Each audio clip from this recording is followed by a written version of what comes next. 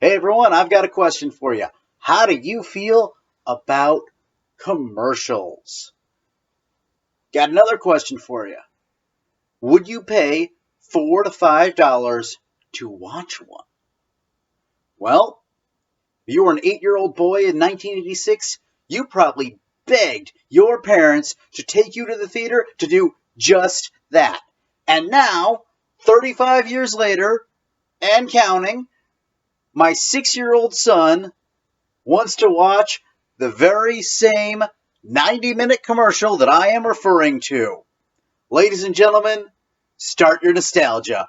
We're transforming back into kids again and watching the original Transformers the movie. So kids, transform and roll out. This is Review. So today we're watching Transformers the movie, the original 1986 animated version, not to be confused with the Michael Bay series. So I never got around to seeing this one in the theaters, but I made sure to rent it on VHS when it came out, and being that I was a 7 or 8-year-old boy at the time, I instantly fell in love with it, and I made it a point to get it for all of my birthday parties for at least the next year or two. Now, I remember a few things that stood out to me in my initial viewing. And based on things that I've read from other people's viewings during bouts of nostalgia that I've had over the years, they were the same things that apparently stood out to everyone else. Now, first off, I gotta say that I am not talking about the little teaser of whether or not Optimus Prime was going to die. They tease that possibility to kids with all the subtlety that you would expect from a franchise designed around 25-minute toy commercials. Note, I have not said if Prime dies or not, for those of you who have not seen the movie. Now, the parts that stuck out to me were how much pretty one else did die. Spoiler alert here, kids. Everyone always turned out okay in those children's television programs by the end of the episode. Not here, though. We were all used to Transformers getting hurt, usually by getting shot by other Transformers. But while they'd get shot, there's no visible wound, and like I said before, everything is okay by the end of the episode. This movie, however, didn't waste any time in literally blowing holes into some of our favorite characters. They did this gruesomely and, frankly, graphically enough that it's what you might expect if Tarantino had decided to direct a kids' movie. Now, I used to love this movie, but the last time I tried watching it, I had trouble getting into it, and I even turned it off partway through. But that was at least a few years ago. So let's see if I can suspend disbelief, ignore the plot holes and the mistakes, and enjoy part of my childhood all over again. All while sitting beside my target audience child, who, I might add, can't pressure me into buying the toys. At least not until he discovers the existence of eBay or vintage toy shops. But he does know there is a mythical box of old Transformers hidden away that I promised I'd let him play with when he gets older. With all that said, let's jump ahead in time to the futuristic year of 2005 and watch Transformers the movie. Ba weep, grana weep, ninny bomb, everyone. I just watched Transformers the movie, and after viewing that piece of my childhood, I've got a few things to say about it. But first, let's summarize the plot. There will be spoilers, so I will place this at the bottom of the screen for the major ones, so you know when to skip past it or just turn off the sound. I will have it removed when the spoiler is over. If you don't want to have any of the spoilers at all, then you probably should skip this section altogether. I'm guessing you likely have already seen this movie or at this point don't care about the spoilers, and I'll get to that in the show a little bit later. Let's summarize the plot.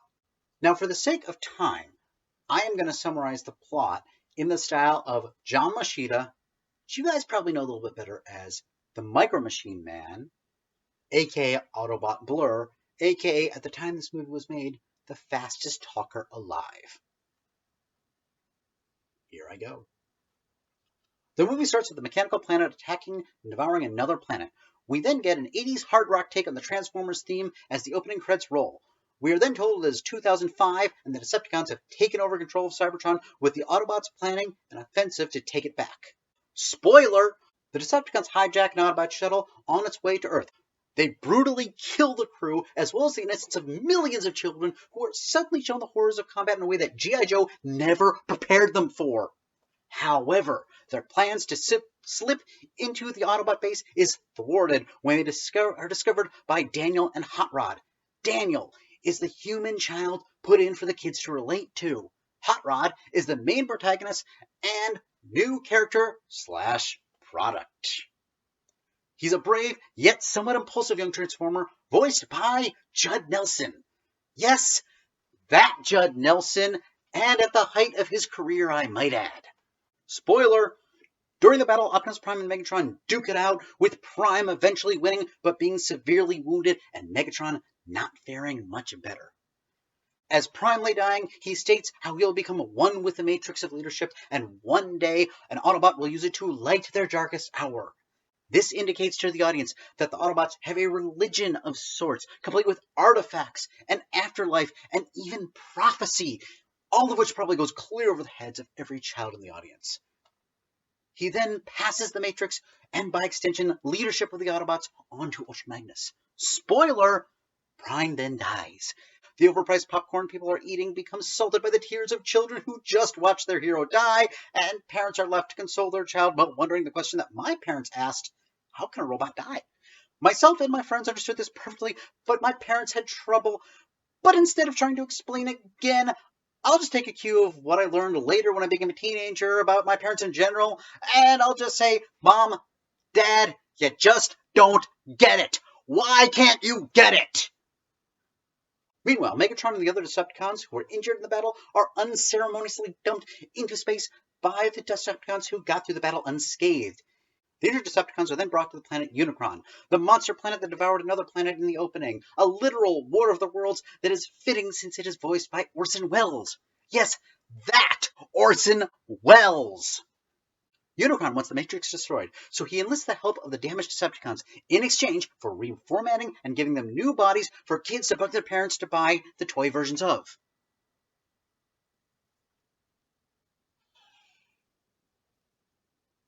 Among the new toy / characters is Galvatron, who is now voiced by Leonard Nimoy. Yes, that Leonard Nimoy!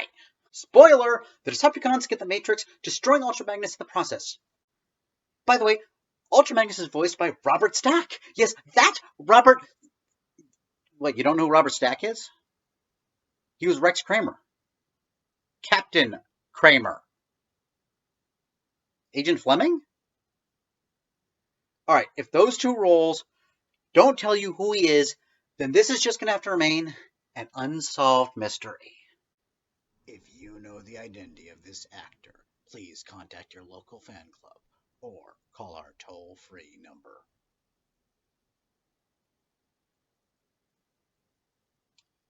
Back to the movie. The remaining Autobots ultimately make an assault on Unicron with the aid of the Junkions, whose leader is played by Eric Idle. Yes, that... You know what? You get the idea. This is a toy commercial that has an all-star cast. For the record, there is one Transformer from the original series that has a famous voice you might have heard of. I am talking about Cliff Jumper, played by Casey Kasem. Cliff Jumper, by the way, has a line. It's a countdown. If you're wondering why Cliff Jumper here does not have a head, he's pushing 40 years old and he's a piece of cheap plastic, all right? Cut him some slack. Oh, and by the way, Cliff Jumper is a red version of Bumblebee. You see that? Imagine this in yellow. He's a VW bug, not a sports car. Deal with it.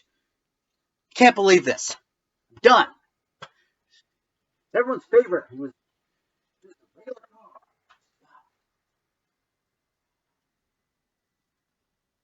Yeah, I need the money. I gotta be back here.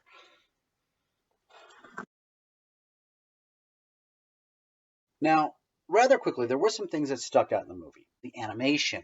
It was a lot more choppy than I remember it. But the artwork still was really good, and I think I appreciated it a little bit more on this viewing, even though I always recognized that it was very well drawn. Another thing, the characters of Hot Rod and Cup were instantly likable. This relationship really carried most of the movie.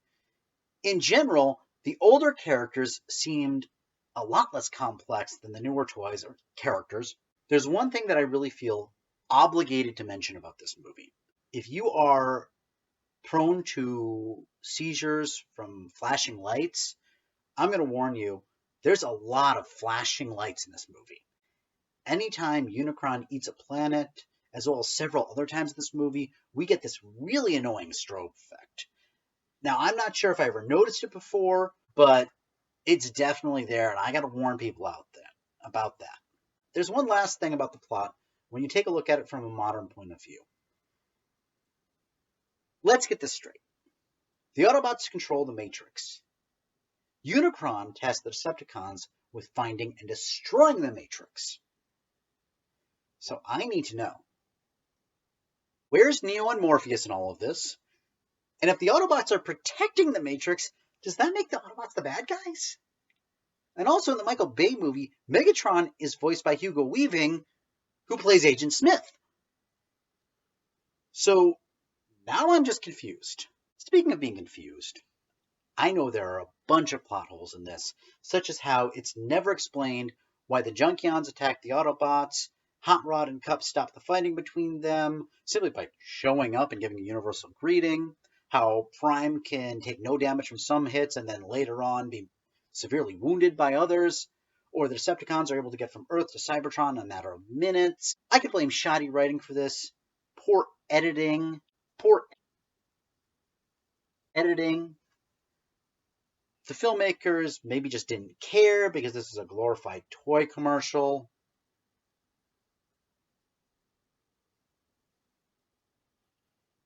Which worked.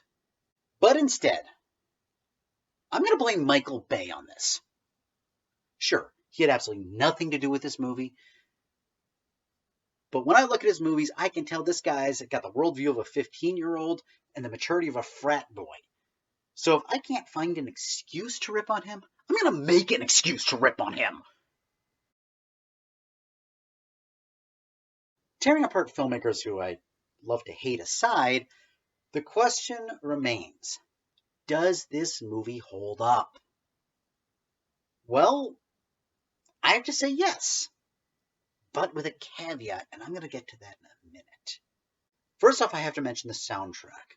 This is something that always stood out, and I regret not mentioning it in the preview section of this video. The soundtrack is almost entirely straight 80s hair metal, with the exception of one song by Weird Al Yankovic. So hey, there's another famous voice. I would argue that the music matches the rest of the movie pretty well, and the music actually, I think, holds up on its own right if you're into 80s hair metal. The story itself is somewhat of a basic good versus evil movie. You would really expect this for a kid's movie, so that's not too shocking. If you want to talk about editing or camera angles, nothing really stood out to me, which in a case like this is a good thing if you're looking at how well something ages. But here's the caveat I spoke of earlier. As I wrote this, I realized I was having trouble telling if my nostalgia for this movie was influencing my ability to be objective about it. I then realized that in the case of a movie like this, in many ways, it really doesn't matter. Because people are watching this for the sake of nostalgia. I'm making the argument that this movie has aged in terms of style and aesthetics.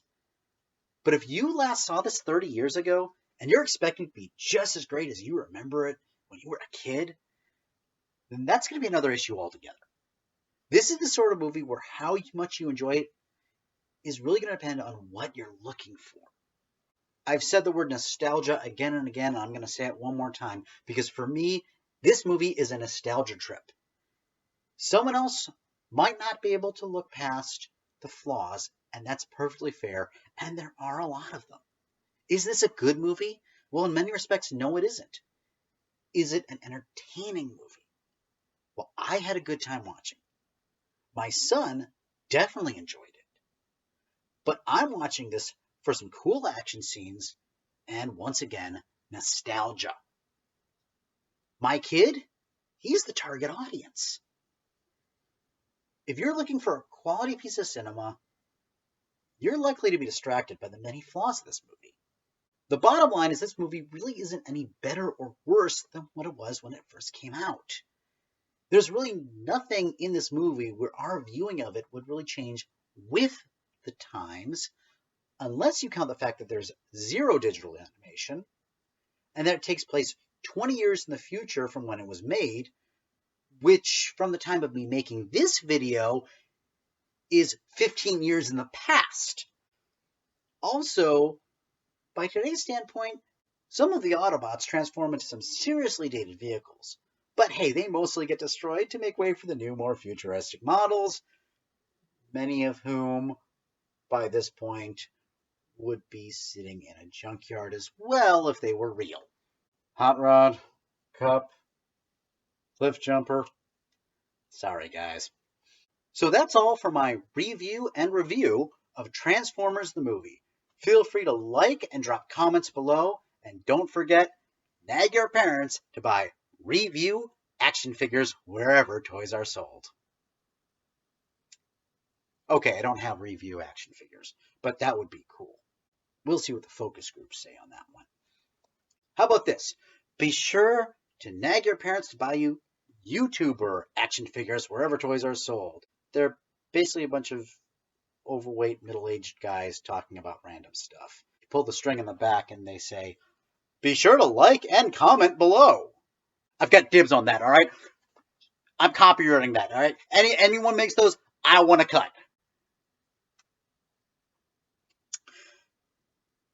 So thanks for watching, guys. Take care, and of course, like and comment below. See ya.